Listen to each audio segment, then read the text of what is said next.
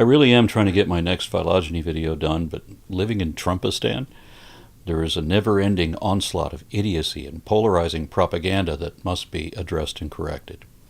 For example, take a look at this meme that was shared on Facebook. According to this, Antifa is an organization because it has a flag, uniforms, official colors, local chapters, meeting places, email sign-ups, and clear directives for its members. But does it, really? I don't think it does.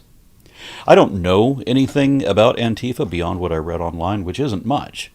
But my understanding is that Antifa is not an organization, but rather a movement composed of mostly unaffiliated individuals and a few disparate groups acting independently, literally without any organization nor even communication with each other. So I asked the guy who posted this meme to share links to substantiate each of his claims. Not surprisingly, he failed to do so. All he could do was show pictures of a flag and a video from when a handful of guys showed up in uniform that one time in Charlotte several years ago. But as for the rest, nothing. I'm already aware that someone made a flag and chose those colors, but that not everyone who identifies with or as Antifa necessarily even knows about that flag or those colors. I'm also aware that there was a militant group that showed up at an already explosively violent rally wearing uniforms and also masks to hide their identity. And they said they were Antifa, and maybe they were using that name unironically. But those few guys cannot count for the entire collective, right? There have to be more of them than that. They were also so unlike typical leftist protesters that I'm inclined to wonder whether those guys might have been right-wing militants who were only there for the optics. Perhaps in an attempt to slander the left, because fascists are all about that kind of cosplay. Remember that guy who showed up at a Black Lives Matter rally pretending to be part of the George Floyd group until he started smashing store windows and encouraged everyone around him to start looting? His vandalism turned a peaceful demonstration into a riot. But when he was caught, it turned out that he was a white supremacist, just there to try to make black people look bad. So those guys in allegedly Antifa uniforms might not have actually been against fascism at all. There's no way to know now, but I doubt it. And that would explain why we haven't seen those uniforms anymore. And maybe they don't want to get arrested and exposed as Trump thugs. It's like when Trump and his propaganda network said that the mob who attacked the Capitol on January 6th were all Antifa, even though every single one of them was a Trump supporter. They were all pro-fascism, not against it. And we know that Trump knows that because he pardoned them all. 1,400 insurrectionists set free. Of course, he won't call them insurrectionists because he himself is an insurrectionist and a seditious conspirator, even according to right-wing legal scholars of the esteemed Federalist Society. They're calling for the removal of Trump, Vance, and his whole administration according to the 14th Amendment.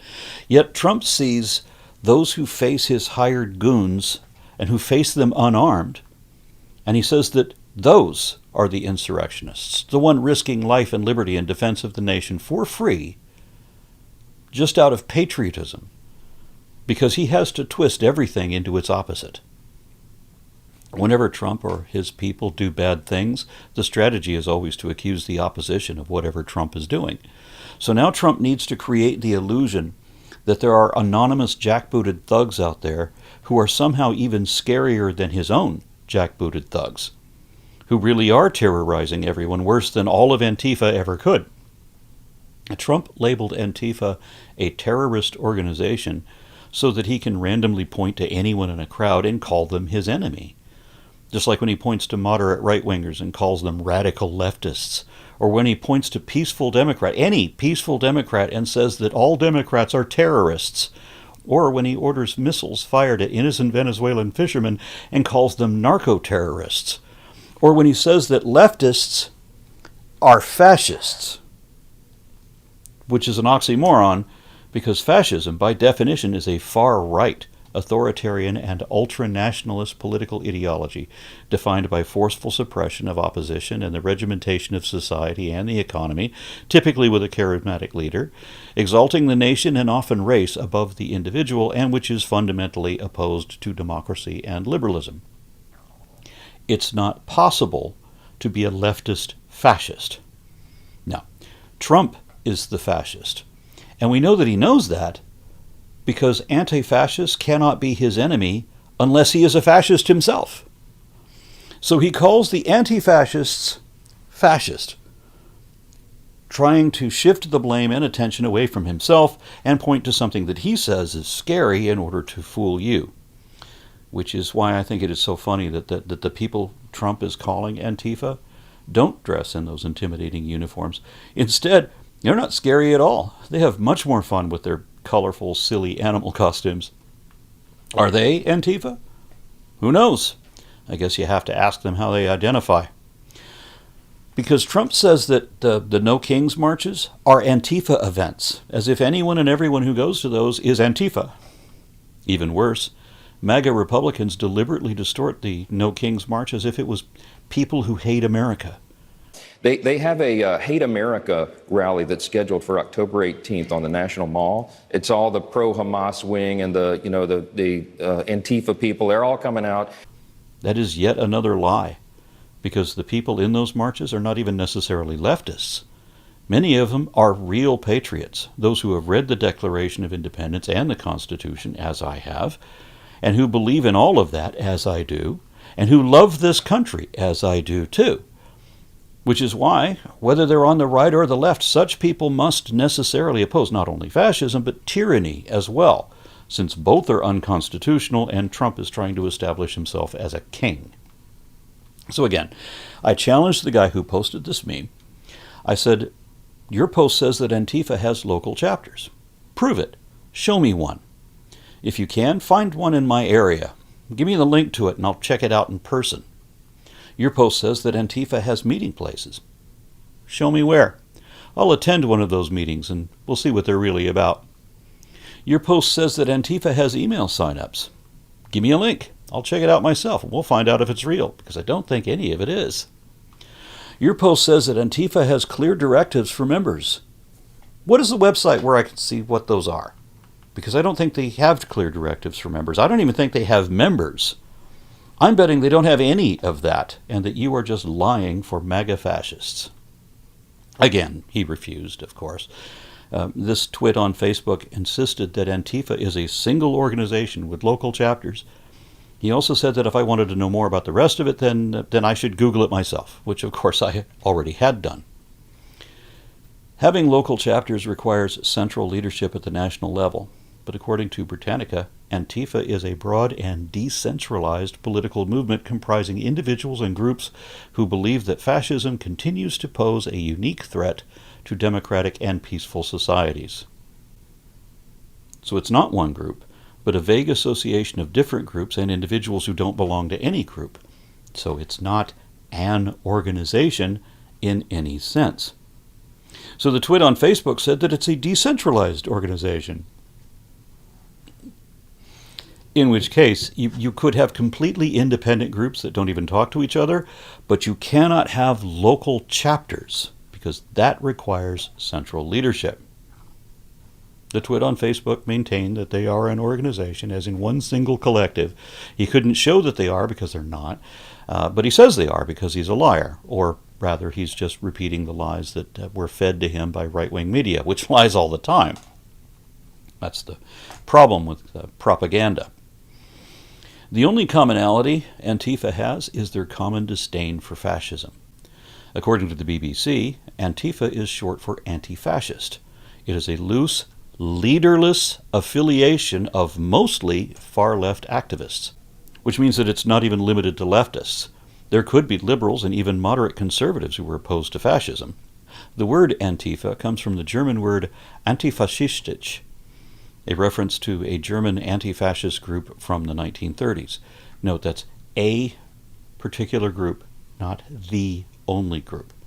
It's not the anti-fascist group, because there were and apparently are several of them, not just one.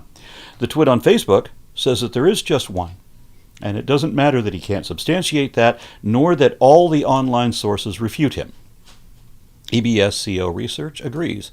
Antifa, short for anti-fascist, is a decentralized political movement primarily active in the United States, that opposes fascism and far-right ideologies, composed of various groups with no central leadership.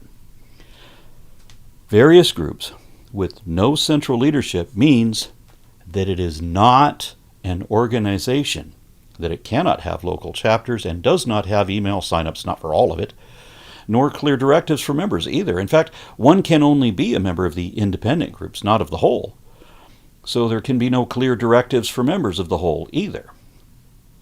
Every source I saw, except for the White House, which is run by Trump, all said that Antifa simply means anti-fascist. Meaning anyone who is against fascism is anti-fascist, Antifa.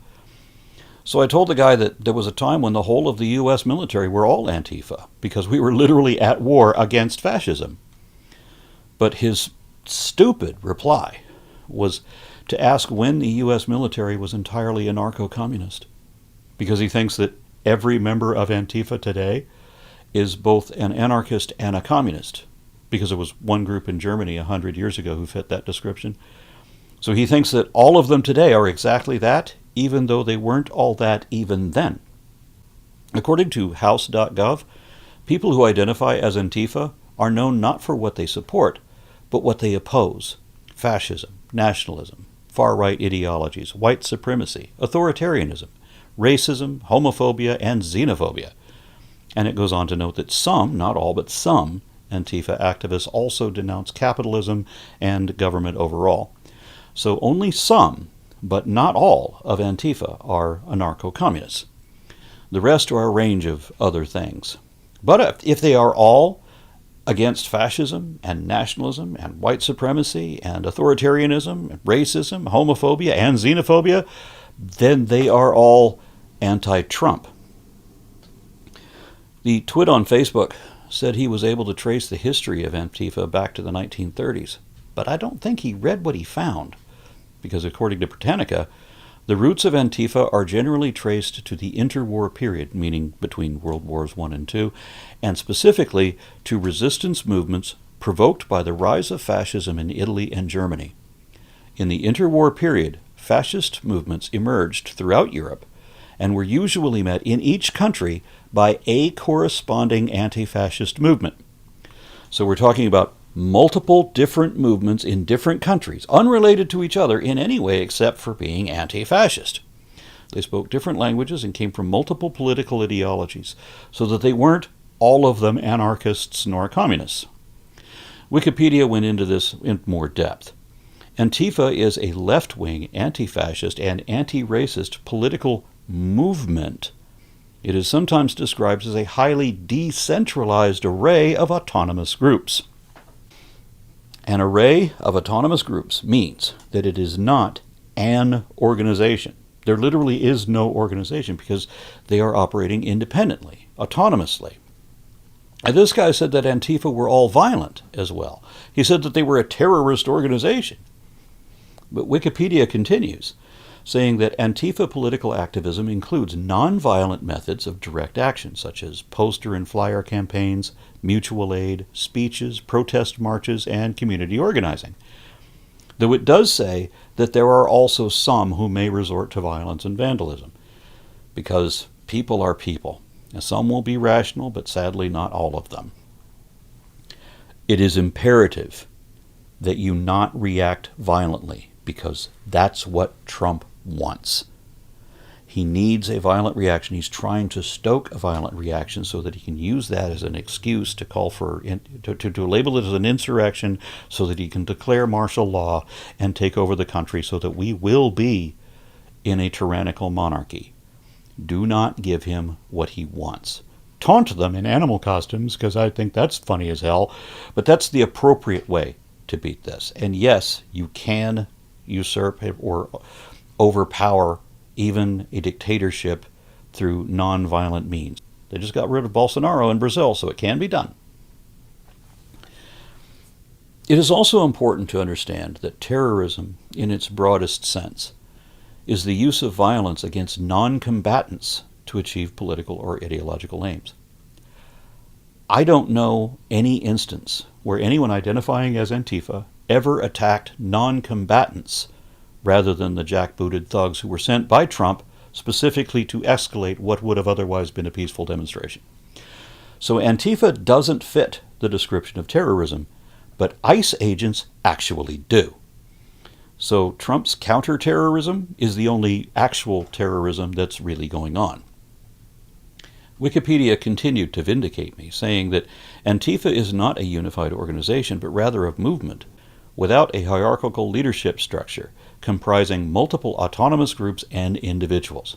So, different people who may or may not belong to different groups, who have no connection to each other beyond their shared disdain for the terrorists working for Trump and against our Constitution.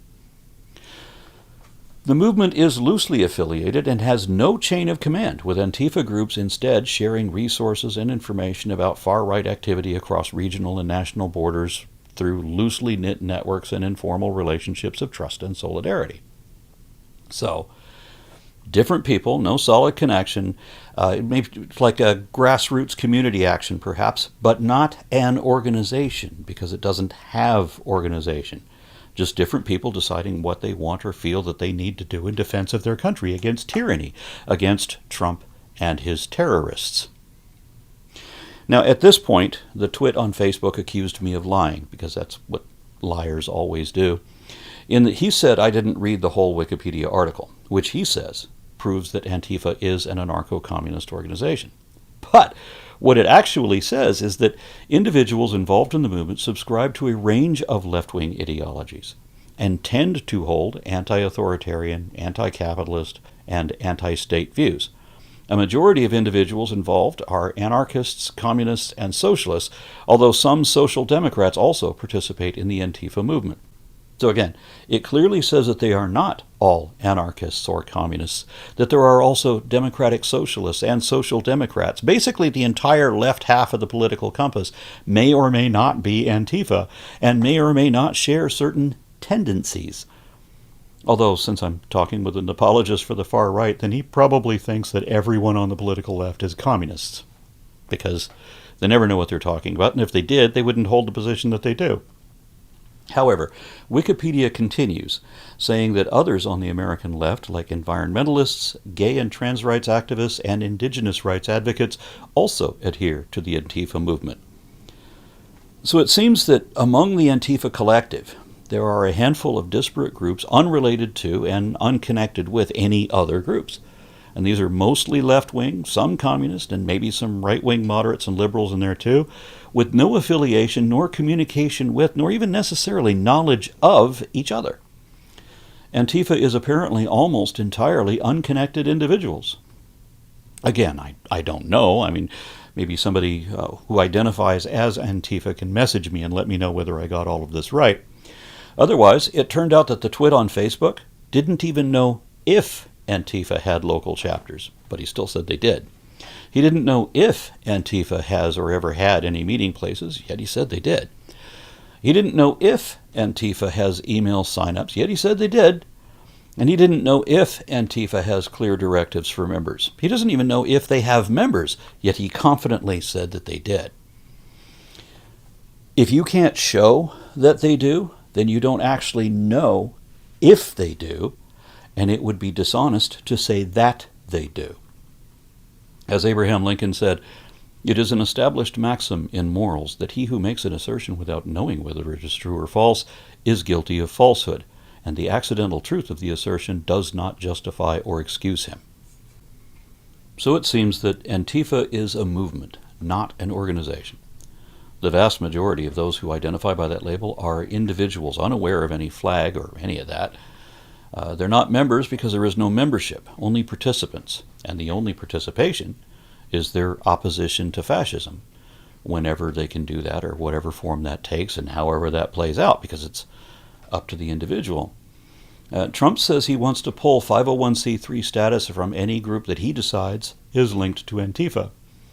But no group is linked to Antifa, because Antifa itself is not a group. It's not even a group of groups, since they're all autonomous or it's individuals acting independently.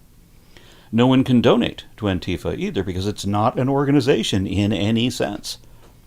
If Antifa was an organization, like Trump and Bondi and the other liars for fascism say, then there would be a central website that you would be able to point to, and that website would have email signups and advertised activities and planned meetups and even clear directives for members, just like the guy said. There would also be a link to donate and records of donors, and there would be lists of members. Because if there are no lists, then by definition there are no members. But it turns out that none of that exists.